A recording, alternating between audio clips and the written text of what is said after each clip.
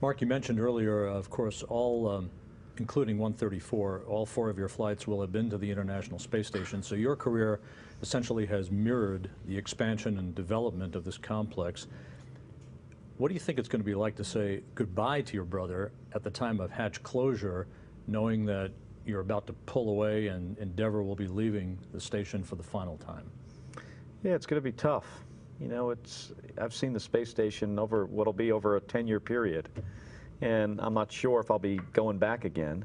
So from a personal standpoint, you know, it'd be difficult to leave a place that's so amazing and incredible to, you know, it's incredible to live there and to work there.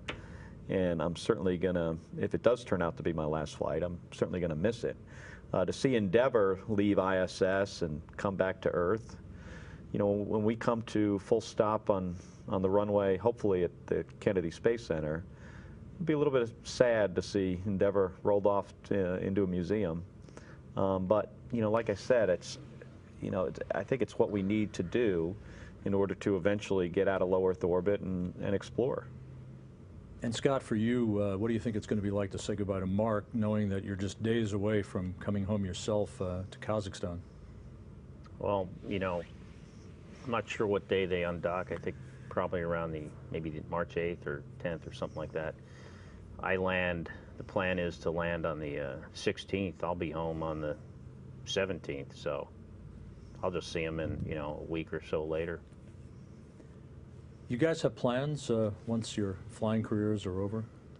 I hope my flying career isn't over. I'd like to fly again if the opportunity presents itself. So I don't look at this as my last flight. You know, assuming everything goes well, I don't mind being in space for almost 6 months. I think I'd like to have another opportunity to fly another long duration flight. And this is a thing that's very difficult to give up. You know, it's very hard for people to put, you know, flying space missions behind them. And yeah, I'm focused on STS-134 now, and I'm going to figure out what I'm going to do later after I land. But, you know, it's a hard thing to retire from. So I think there's a real possibility that I could be, you know, maybe making a 5th trip to the space station. It would be on a Russian Soyuz, or maybe it would be on a new U.S. spacecraft in 5 or 6 years. What advice do each of you have for kids, twins, siblings growing up together about future aspirations in life? What path would you steer them down?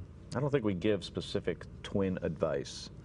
But the kids, you know, I always tell them, you know, you're doing yourself a really big favor to do as well as you can in school. I mean, it's like the best gift you can give yourself, because then you put yourself in an in the position where you can make choices. And if you don't do well in school, you don't have so many choices. I also encourage people to try to find something that they're really interested in, you know, because it makes going to work, you know, great every day. It's you know, it's something you want to do. If you're not interested in it, you know, you're probably not going to want to do it. You're probably not going to be very good at it either. Well, you know, a lot of times we'll do these public appearances and kids will ask about, you know, I'd like to become an astronaut someday. What advice do you have? And what I tell them is, you know, you need to put yourself in the best, you know, in the best position to, you know, further your career, and that means having a good education, doing well.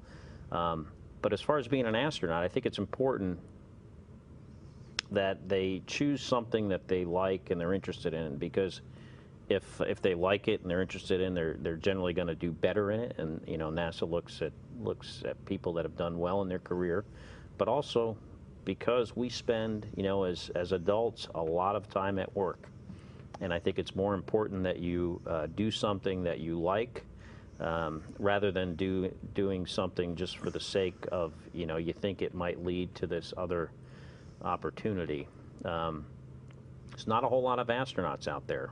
There are a lot of people that are qualified, but you know, the only way you would ever you know, have a chance of you know, getting this job is if you try and put yourself in the best position that you can.